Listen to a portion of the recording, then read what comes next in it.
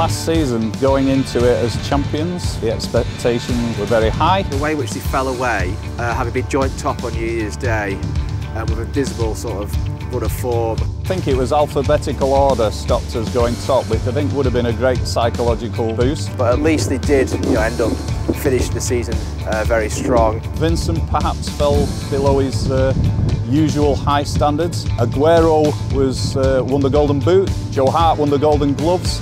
The spine performed pretty well. Sadly, Chelsea just performed that little bit better. What's always levelled against Pellegrini is he's tactically inflexible, and I have to say that the evidence of last season kind of bore that out a little bit. I love the way we play football under Manuel. Having said that, if there was one man that was going to replace him, I would get giddy about Pep Guardiola. He's basically got 10 matches, I'd say, of the Premier League to kind of show where he's at and how City might go next season.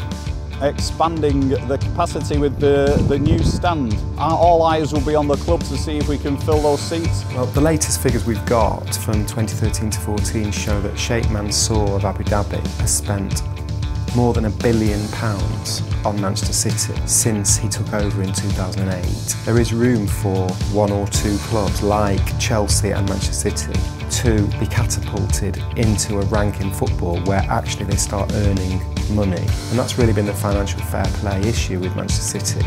And they're basically reaching a point now where they are breaking even.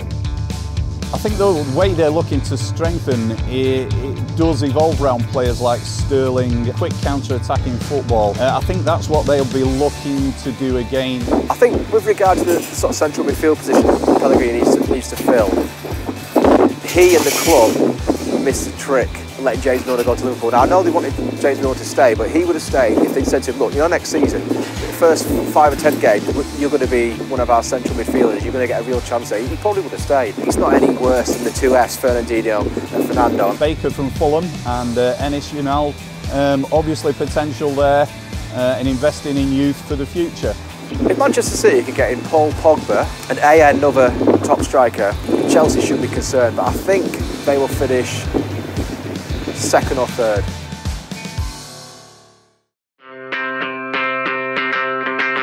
Last season, Manchester United, considering they spent north of £150 million, kind of probably did the bare minimum that was required.